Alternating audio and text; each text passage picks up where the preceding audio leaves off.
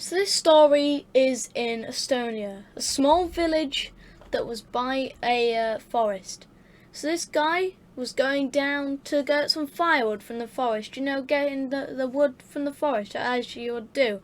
So he knew this forest pretty well, but only the front bit.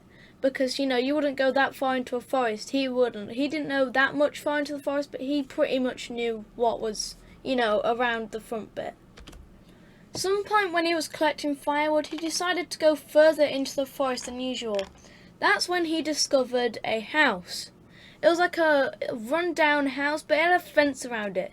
He had like a couple brothers, and their family was running quite low on the money. They had to live off selling scrap metal, so this could be a big find for them. Finding an abandoned house, possibly tons and tons of scrap metal for them to sell. They thought this could be big bank. So, yeah. He goes back home and gets all his brothers. They all go out to the house and they all look around. They're all like, oh my gosh, this is a big find. They find some scrap metal. They do hop over a fence which was surrounding the house, which didn't really bother them. It was just a fence. They hopped over it and they were looking for scrap metal. They got some and yeah. But then they went down further into the basement. It was very dark in the basement. Nothing much you could see down there. But they could definitely make out two heavy metal barrels. Those big like canister ones that usually have like oil and stuff in them. Those types of ones. So basically, him and his brothers saw them. They were like, this could be worth a lot of money, selling those metal canisters things right there. They were checking it was hollow by tapping on it, make sure it didn't have any water in it or anything, because that could be very heavy, could crush them. So yeah, they were taking it off the shelves, a couple of these canisters, until one of the brothers was taking one off when it made another one that was full of stuff roll onto his leg. He was instantly crushed by it. Literally, his leg just trapped under it.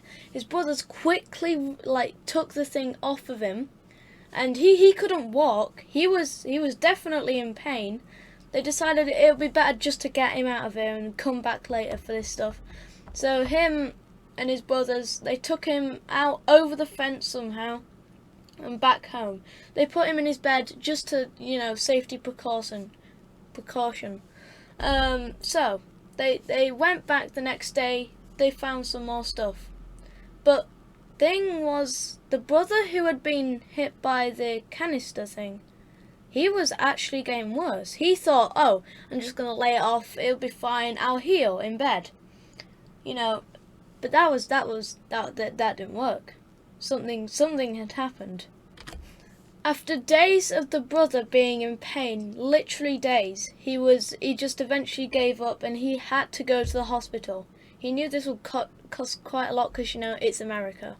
So he went in and, they said, they administered it. They were like, he told the doctors, because what he was doing was actually illegal. Trespassing property, whatever, stealing scrap metal, which he wasn't really supposed to do. He told them that a tree had fell on his leg, which kind of looked like what had happened. So the doctors actually went along with it, and he was in hospital for a couple of days, but things still got worse. And eventually they walked into a room to find him dead. He was just dead, completely dead. Something had happened and his kidneys had just stopped working. He just died because his kidneys had stopped working. It seemed this completely was unrelated to the thing on his leg. Like, why would his kidney just stop working? And he died. This was just completely not seen. They could not see it coming. A couple days later, the family of the brothers, they had a dog. The dog died. This did have something to do with what had happened. So what had happened is, by the time when they went into the abandoned house, went over the fence, went in, alright, what they didn't know is, because they were on one side of the fence, there was no signs. Alright, what they actually went into was an abandoned toxic waste facility. this was where like nuclear waste was kept. So they had just stumbled into a death trap. When they went down into the basement, there was these cases, and they couldn't see it very well because they were in the dark. And there was a thing on it, and it said, "This is toxic waste." You know, like it was deadly, but they couldn't really see that. And when the big metal barrel fell on his leg, that caused everything to like fall, that fell and it shattered. And as the brothers were picking him up, they also picked up a bit of scrap metal, just so they could get a bit, you know, as they were going back. And the brother that had it on their leg got some, even though he was in pain, he still got some. What he had picked up was deadly, like, metal. Deadly toxic metal. At that point, after him reaching home, after like having an hour trip home, having it in his pocket that much time, it was fatal. Nothing they could do would save him. He was just gone. He was just gone. Dead. And he put it in his coat pocket, so that led to his death. But what led to his dog's death was the fact that in his coat pocket, his dog liked to, you know, lay on it, go to sleep on it. So pretty much the dog also got radiation poisoning from that, because it laid on it and went through, and yeah, pretty much didn't end well for the dog. This was a healthy dog, and well, it's dead. After his death, one of the brothers was going through a toolbox.